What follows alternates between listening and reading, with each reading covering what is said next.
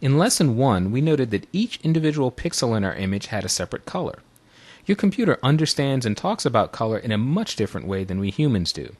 Photoshop doesn't know reds or blues, for example. It knows color values. In our case, RGB values, a set of 3 numbers describing how the 3 primaries of red, green, and blue are combined.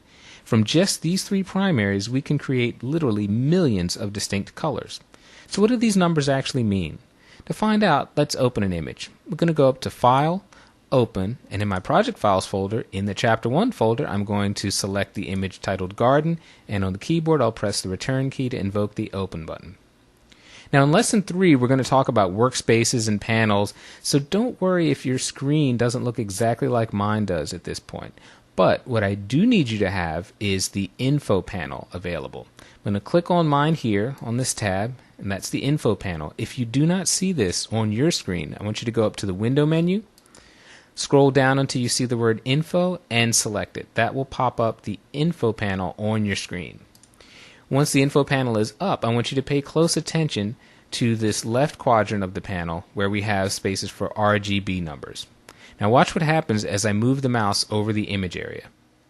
Notice that those numbers are populated and they're also continuously updating as I move the mouse. Now these numbers represent the individual red, green, and blue components of the pixel located directly beneath where my mouse is located. So as I move the mouse and it's over a different pixel, I will see a different set of RGB numbers.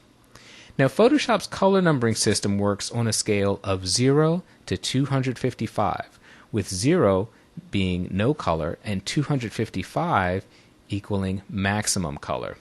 So as I hover the mouse over this blue area in the sky, we can see that at this pixel I have a red value of 96, a green of 124, and a blue of 172.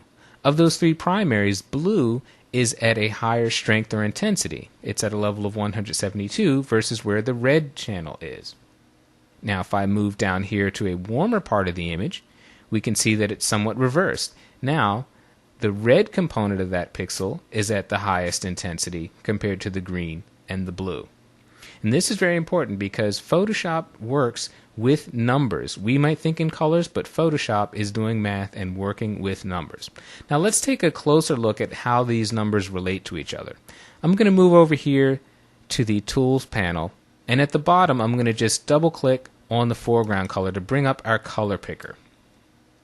This is going to be a great way to see exactly how Photoshop mixes colors together. Notice down in here I've got our old friends, the R, G, and B values.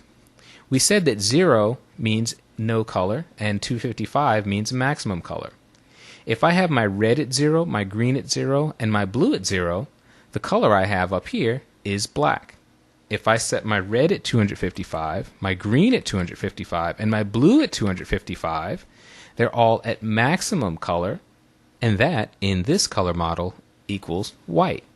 So watch what happens if I have red at 255 and I turn off green, put that to 0, turn off blue, put that to 0. Now I've got a pure red color. By the same token, if I turn my red off to 0 and turn my green on to 255 with the blue at 0, I now have a maximum pure green color. So you can see that there's literally millions of combinations you could have here. Each one of these red, green, and blue values can be anywhere from 0 to 255. Right in the middle, obviously, would be about 128 or 127, depending on how you like to do your math. If I set all of these, the red to 128, the green to 128, and the blue to 128, I now have a neutral mid-tone gray. So the combination of these red, green, and blue values are how Photoshop mixes its entire bucket of colors.